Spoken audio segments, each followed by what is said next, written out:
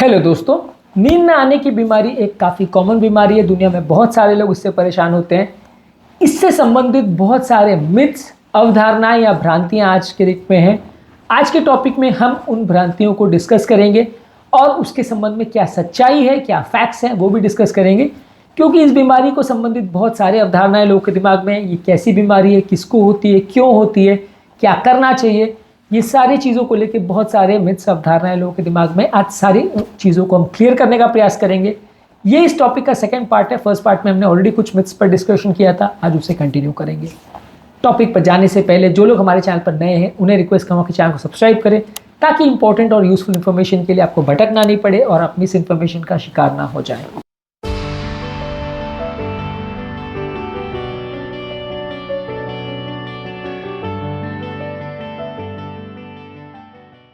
ये टॉपिक में जो हम डिस्कस करेंगे वो सारे के सारे बहुत इंपॉर्टेंट हैं, बहुत कॉमन है, इसलिए इनको एंड तक देखिएगा ताकि आपके कुछ मिसकंसेप्शंस दूर हो जाए। सबसे पहला मिथ या मिसकंसेप्शन ये है कि लोगों को ऐसा लगता है कि इंसोम्निया या नींद न आने का प्रॉब्लम जो है ये खाली स्ट्रेस और साइकोलॉजिकल फैक्टर्स से रिलेटेड है और ये कोई बीमारी नहीं है। इंसोम्निया का प्रॉब्लम जो है वो बहुत सारी चीज़ों से रिलेटेड हो सकता है। बहुत सारे स्लीप हैबिट्स में गड़बड़ की वजह से हो सकता है, साइकोलॉजिकल कई बीमारियों की वजह से तो होता ही है, जैसे डिप्रेशन, एंग्जाइटी, स्ट्रेस की वजह से होता ही है। इसके अलावा शरीर की भी बहुत सारी बीमारियां हैं, कई मेडिकल चीज़ें हैं जिससे भी इसका संबंध हो सकता है। इसलिए नींद न आने को सिर्फ एक स्ट्रेस प्रॉब्लम मान लेना या एक साइकोलॉजिकल प्रॉब्लम मान के उसे इग्नोर कर देना काफ़ी गलत हो सकता है। ये काफ़ी सीरियस प्रॉब्लम भी हो सकती है। कई बार बहुत सीरियस बीमारियाँ जैसे कि हार्ट फेलियर वगैरह में भी नींद न आने का प्रॉब्लम हो सकता है। बीमारी क्या है और क्यों है, इसको जब तक आप नहीं समझ पाएंगे ट्रीटमेंट करना बड़ा मुश्किल होगा, इसको मैनेज करना बड़ा मुश्किल होगा। इसलिए इसे एक साइकोलॉजिकल प्रॉब्लम मान लेना कुछ हद तक सही है, लेकिन बहुत हद तक गलत है, क्योंकि हार्डली 30-40% केसेस में ही ये स्ट्रेस और एंग्जाइटी और डिप्रेशन से रिलेटेड होता है। बाकी 50 से 60% नींद न आने वाले प्रॉब्लम्स बहुत सारे दूसरे फैक्टर्स से रिलेटेड होते हैं। तो इसे सिर्फ एक साइकोलॉजिकल प्रॉब्लम मानना गलत होगा और इससे आपका ट्रीटमेंट का स्ट्रैटेजी गड़बड़ हो जाएगा। अगला कॉमन मिथ या मिसकंसेप्शन बहुत ज़्यादा इंपॉर्टेंट है। लोगों को ज़्यादातर लगता है कि सोने में व्यक्ति की गड़बड़ी हो रही है, उसकी स्लीप हैबिट्स गड़बड़ हो रहे हैं, इसीलिए उसको इंसोम्निया का प्रॉब्लम है। यानी कि इंसोम्निया का प्रॉब्लम जो है वो खाली स्लीप हैबिट्स से रिलेटेड है। स्लीप हैबिट्स भी इसका एक इम्पॉर्टेंट पार्ट ज़रूर है, लेकिन सिर्फ यही एकमात्र पार्ट है ऐसा नहीं है। कई मेडिसिन से वजह से हो सकता है, कई मेडिकल प्रॉब्लम्स की वजह से हो सकता है, psychological problem, stress, anxiety, depression की वजह से हो सकता है, बहुत सारी सीरियस बीमारी की वजह से हो सकता है। इसलिए अगर आप ये सिर्फ सोचो कि व्यक्ति क्योंकि टाइम पे सोने नहीं जाता या वो सोने के टाइम कुछ गड़बड़ करता है इसलिए ही उसको प्रॉब्लम हो रही है और सिर्फ इसी को करेक्शन करना है, तो आपका कई बार ट्रीटमेंट का स्ट्रैटेजी गलत हो सकता है, आपका प्लानिंग गड़बड़ा सकता है। इसीलिए ये प्रॉब्लम एक मल्टीफैक्टोरियल डिजीज़ है। हर व्यक्ति में अलग अलग प्रॉब्लम्स या इश्यूज हो सकते हैं। आपको सारी चीज़ों पर ध्यान देना आवश्यक है, नहीं तो बीमारी में बहुत सारी चीज़ें मिस हो जाएंगी। तो इसलिए इंसोम्निया सिर्फ एक स्लीप हैबिट का प्रॉब्लम है, इस वजह से हो रहा है, ये सोचना काफ़ी हद तक गलत है, क्योंकि ये खाली 20-30% में ही इंपॉर्टेंट रोल अदा करता है। बाकी बहुत सारे केस में दूसरे कारण हो सकते हैं। अगली इंपॉर्टेंट अवधारणा या मिथ ये है कि काफ़ी लोग को लगता है कि ये एक टेम्परेरी प्रॉब्लम है जो कि अपने आप चला जाएगा, थोड़े दिन नींद नहीं आ रही है, जैसे जैसे टाइम जाएगा अपने आप चला जाएगा, इसके लिए कुछ करने की ज़रूरत नहीं है। लेकिन काफ़ी केसेस में ऐसा होता है कि कई लोग को ये प्रॉब्लम परसिस्ट कर जाती है, महीनों सालों तक भी चलती रहती है। इसका प्रॉपर इलाज या ट्रीटमेंट नहीं करेंगे तो उनकी लाइफ ख़राब हो जाती है, बहुत सारी तरह की बीमारियां उनको हो जाती हैं। क्या क्या प्रॉब्लम्स होते हैं स्लीप की वजह से वो ऑलरेडी हमने एक सेपरेट वीडियो में डिस्कस किया, लेकिन ये एक छोटा इशू नहीं है, बड़ा इशू है। काफ़ी लोग को बीमारियां इससे हो सकती हैं, इसलिए इसे इग्नोर ना करें, क्योंकि ये एक टेम्प्रेरी प्रॉब्लम है, ऐसा हर केस में हो ज़रूरी नहीं है। हाँ, यदि किसी मेंटल स्ट्रेस की वजह से हो रहा है, किसी पारिवारिक प्रॉब्लम की वजह से हो रहा है या किसी और इशूज़ की वजह से हो रहा है, तो ये कुछ दिन के बाद अपने आप चला जाए, ऐसा हो सकता है। लेकिन हर केस में ऐसा होगा ऐसा ज़रूरी नहीं है। 70-80% केसेस में जो नींद न आने का प्रॉब्लम है ये परमानेंट हो सकता है, लॉन्ग टर्म हो सकता है। इसलिए इसको किसी और बीमारी की तरह प्रॉपर डायग्नोज करना, प्रॉपरली ट्रीट करना बहुत ज़्यादा ज़रूरी है। इसे एक परसिस्टेंट या परमानेंट प्रॉब्लम हम तब मानेंगे जब ये लगभग 3 महीने से ज़्यादा अगर परसिस्ट करता है तो इसे परसिस्टेंट या परमानेंट प्रॉब्लम मान सकते हैं। तो वैसे केसेस में और ज़्यादा अग्रेसिव ट्रीटमेंट करने की ज़रूरत है और ज़्यादा ध्यान देने की ज़रूरत है। कुछ केसेस में डेफिनेटली ऐसा होगा कि ये बीमारी अपने आप चली जाएगी, पर हर केस में नहीं होगा। इसलिए लोग इसे इग्नोर करते हैं कि थोड़े दिन के बाद चला जाएगा, अभी क्यों डॉक्टर को दिखाना, क्यों टाइम वेस्ट करना, क्यों इसके पीछे दवाई गोली पे पैसा खर्चा करना या टाइम खर्चा करना। ये गलत है और काफ़ी केस में पछताना पड़ सकता है। ये बीमारी अगर लंबे समय तक इग्नोर की जाए तो बहुत सारी दूसरी बीमारी भी लेके आ सकती है। इसीलिए अगर आपको नींद ना आने का प्रॉब्लम है तो जो स्लीप स्पेशलिस्ट या फिजिशियन को आप रेगुलरली दिखा रहे हैं उनको कंसल्ट करना आवश्यक है, ताकि ये कोई सीरियस प्रॉब्लम ना बन जाए। अगला इंपॉर्टेंट मिसकंसेप्शन या अवधारणा जो कि काफ़ी लोग को लगता है कि खाली बुजुर्गों की प्रॉब्लम है, खाली अडल्ट लोग को होती है, बच्चों को ये प्रॉब्लम नहीं हो सकती, नॉर्मल व्यक्ति या 30-40 साल की एज में नहीं हो सकता। इंसोम्निया एक मल्टीफैक्टोरल डिजीज है। स्ट्रेस, एंग्जाइटी, डिप्रेशन, ये सारे प्रॉब्लम्स बहुत यंग लोग को भी होते हैं। इनफैक्ट कई ऐसी बीमारियां ऐसे हैं जिसमें बच्चों को भी ऐसा हो सकता है जहां उनको स्लीप रेजिस्टेंस हो। हालांकि उनको स्ट्रेस एंग्जाइटी होने का चांस कम है, लेकिन उनको भी नींद ना आने का प्रॉब्लम हो सकता है दूसरी बीमारियों की वजह से। कई बार उनको श्वास की नली में कोई प्रॉब्लम हो सकता है जिसकी वजह से श्वास नली कॉम्प्रोमाइज़ हो और उनकी नींद पूरी ना हो, श्वास लेने में सोते वक्त तकलीफ हो, ये सारी चीज़ें भी हो सकती है। तो इसलिए ये बीमारी ऐसा नहीं है कि नींद ना आने का प्रॉब्लम खाली उम्र दराज लोग को होगी या खाली एक उम्र के बाद ही लोग को होगी। ये कई बार नॉर्मल व्यक्तियों को 20-25 साल में भी हो सकता है, बच्चों को भी हो सकता है। इसलिए इसे लाइटली मत लीजिए, और खासकर अगर इस उम्र में हो रहा है तो वो कई बार सीरियस प्रॉब्लम्स भी लेके आ सकता है। तो एटलीस्ट उसको चेकअप करवाना ज़रूरी है, प्रॉपर स्पेशलिस्ट को दिखाइए।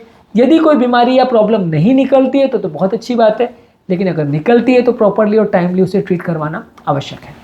अगला इंपॉर्टेंट मिथ या मिसकंसेप्शन, कुछ लोग को ऐसा होता है, उनको ऐसा लगता है कि यदि आप अल्कोहल लेंगे तो उससे नींद अच्छी आ जाती है। जो लोग अल्कोहल रेगुलरली लेते हैं वो इसको जस्टिफाई मानते हैं कि क्योंकि हमको नींद का प्रॉब्लम है और क्योंकि अल्कोहल लेने से अच्छी नींद आ जाती है तो हम अल्कोहल जो ले रहे हैं वो ठीक है, उसमें प्रॉब्लम नहीं होना चाहिए।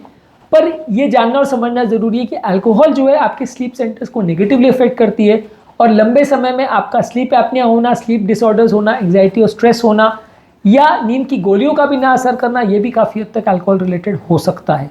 तो इसलिए अल्कोहल आपकी स्लीप साइकिल को ख़राब ही करेगा, अच्छा नहीं करेगा। अल्कोहल से आपको लॉन्ग टर्म हेल्थ बिगड़ेगा ही, वो अच्छा नहीं होगा। इसलिए अल्कोहल आपको नींद लाने में मदद करेगा, ये सोच के आप शराब पीना चालू कर दे तो ये कंप्लीटली गलत है। इससे आपकी हेल्थ बिगड़ने का अंदेशा है, लॉन्ग टर्म प्रॉब्लम्स होने का अंदेशा है। शराब को जहाँ तक पॉसिबल है नींद के लिए प्रयोग मत करिए, आपको इससे बीमारी बढ़ेगी। अगला इंपॉर्टेंट मिसकंसेप्शन जो है वो काफ़ी सरप्राइजिंग है, आपको ये सुन के काफ़ी हैरानी होगी। ज़्यादातर लोग को ऐसा लगता है कि यदि आप दिन में कुछ घंटे सो रहे हैं या कुछ टाइम आप सो रहे हैं तो वो आपकी रात की नींद को अफेक्ट करेगा। तो यदि आपको नींद का प्रॉब्लम है तो दिन में बिल्कुल नहीं सोना है। लेकिन स्टडीज़ ने ऐसा शो किया कि यदि आप दिन में छोटी स्लीप्स रखते हैं, यानी 20 से 30 मिनट की डे टाइम नैप्स रखते हैं, तो वो इंसोम्निया की प्रॉब्लम में आपकी उल्टा मदद करता है और आपका स्ट्रेस को कम करता है, और उससे आपका इंसोम्निया नहीं बिगड़ता है, उल्टा सुधरता है। हाँ, यदि आप अपने सोने से 2-3 घंटे पहले कई घंटे की स्लीप ले लेते हो, यानी 11 बजे सोना है और आप 7 बजे 1 घंटे सो लेते हो, तो डेफिनेटली रात की स्लीप को अफेक्ट करेगा, वो आपकी स्लीप को कॉम्प्रोमाइज़ करेगा। पर यदि आप रात को 11 बजे सो रहे हो, उसके बदले आप साथ में दोपहर को अगर 2-3 बजे आप 20 मिनट के लिए या 30 मिनट के लिए अगर छोटी सी नैप ले लेते हो, तो इससे कोई खास प्रॉब्लम नहीं होने वाली है, और इससे आपका रात का इंसोम्निया का प्रॉब्लम बिगड़ेगा नहीं, कभी कभार उल्टा सुधर सकता है, क्योंकि उस दौरान आपको थोड़ा सा रेस्ट मिल जाएगा और आपकी बॉडी में मेंटल स्ट्रेस और साइकोलॉजिकल प्रॉब्लम्स थोड़े से कम हो जाएंगे, आपका माइंड थोड़ा सा रेस्ट पे आ जाएगा। तो इसलिए दिन में सोना हर पेशेंट के लिए बुरा नहीं है। लॉन्ग ड्यूरेशन स्लीप आप करते हो, वो भी सोने से 2-3 घंटे के अंदर अगर करते हो, तो वो आपको नुकसान कर सकता है, आपकी नींद को कॉम्प्रोमाइज़ कर सकता है। लेकिन दिन में अगर कई घंटे पहले आप अगर 20 से 30 मिनट की अगर छोटी सी नैप या डे टाइम स्लीप अगर रख रहे हो, तो इसमें आपका स्लीप वेक साइकिल कॉम्प्रोमाइज़ नहीं होगा और इसमें आपको उल्टा थोड़ा सा फ़ायदा ही मिलेगा, नुकसान नहीं मिलेगा। तो ये करना पूरी तरह से गलत नहीं है। 20-30 मिनट के लिए यदि आप सो रहे हो तो चलेगा, इसमें प्रॉब्लम इतना नहीं है। इंसोम्निया की मेडिसिन को लेकर काफ़ी लोग को अवधारणा होती है। कुछ लोग को लगता है कि मेडिसिन बिल्कुल नहीं लेनी चाहिए, नहीं तो वो ज़िंदगी भर के लिए आदत बन जाएगी और वो प्रॉब्लम करेगा। ऑब्वियसली नींद की दवाइयों में कुछ दवाई ऐसी हैं जिनसे आदत पड़ सकती है, लेकिन नींद रिलेटेड कई ऐसी दवाइयाँ हैं जिनसे आदत नहीं पड़ती है, तो उनको आप ट्राई करके देख सकते हैं। यदि आप सिर्फ दवाई की आदत ना पड़ जाए, इसके लिए आप इग्नोर करेंगे प्रॉब्लम को और नींद की प्रॉब्लम को बढ़ने देंगे, तो बहुत सारी बीमारियां लेके आएगा, जो कि ऑलरेडी हमने एक सेपरेट वीडियो में डिस्कस किया है कि इंसोम्निया का प्रॉब्लम किस तरह से बहुत सारी बीमारियों को लेके आता है। तो आप उसको लंबे समय तक दवाई को लेना अवॉइड इसलिए मत करिए कि भाई दवाई लेने से आदत पड़ जाएगी, उससे बेटर तो नींद ना आने का ही प्रॉब्लम है, क्योंकि नींद ना आने की प्रॉब्लम से और सारी बीमारियां हो जाएगी। और हर दवाई से आदत पड़े ऐसा ज़रूरी नहीं है, कई दवाइयों से आदत नहीं भी पड़े ऐसा भी हो सकता है। इसका उल्टा भी सही है, क्योंकि कई लोग दवाइयाँ बार बार लेते रहते ये सोच के कि उससे आदत नहीं पड़ेगी। ऑब्वियसली कुछ दवाई ऐसी है, खासकर जो बेंजोडाइज़ेपिन ग्रुप की है, अल्प्राजोलम है, एटिजोलम है या क्लोनाजिपाम है, इनसे थोड़ी बहुत आदत पड़ सकती है। इससे आपको कंप्लीट स्लीप डिपेंडेंसी हो सकती है कि दवाई के बिना नींद ना आए, ऐसा हो सकता है। इसलिए इनको बहुत बार लेना और बगैर ज़रूरत लेना भी गलत है, बिल्कुल नहीं लेना भी गलत है, और बहुत ज़्यादा लेना दोनों ही गलत है। जहाँ ज़रूरत है वहाँ इसको अवॉइड मत करिए, वहाँ इसको लीजिए। और कुछ मेडिसिन जैसे आते हैं, जैसे कि मेलेटोनिन है, ज़ोल्पिडेम है, ये सारी मेडिसिन जो है आपका स्लीप इंडक्शन करवाती हैं, और ये सारी मेडिसिन से उतनी ज़्यादा आदत नहीं पड़ती है, इनको आप ट्राई कर सकते हो। ये कंपैरेटिवली आपको उतना ज़्यादा लॉन्ग टर्म स्लीप डिपेंडेंट या दवाई डिपेंडेंट नहीं करेगी, तो इससे आपको लेने में उतना ज़्यादा नुकसान नहीं है। तो बेसिकली ये है कि हर दवाई को आप ये सोच के बिल्कुल ही ना लो कि वो दवाई से आपको डिपेंडेंसी हो जाएगी, ये भी गलत है। और बहुत ज़्यादा लो, ये इस बात को इग्नोर करके कि डिपेंडेंसी कभी नहीं होगी, तो ये भी गलत है। एक बीच में बैलेंस आपको स्ट्राइक करना पड़ेगा। जहाँ ज़रूरत है वहाँ दवा लीजिए, जहाँ ज़रूरत नहीं है वहाँ दवा मत लीजिए। और लास्ट इंपॉर्टेंट मिथ या मिसकंसेप्शन ये है कि लोगों को ऐसा लगता है कि ये नींद ना आने का प्रॉब्लम खाली उन लोगों को होता है जिनको स्ट्रेस और एंग्जाइटी का प्रॉब्लम है, और ये सिर्फ स्ट्रेस रिलेटेड इशू है। लेकिन बहुत सारी लाइफस्टाइल हैबिट्स है, बहुत सारी स्लीप डिसऑर्डर्स हैं, बहुत सारे एनवायरमेंटल फैक्टर्स है, बहुत सारी दूसरी बीमारियां हैं जिसमें नींद ना आने का प्रॉब्लम हो सकता है।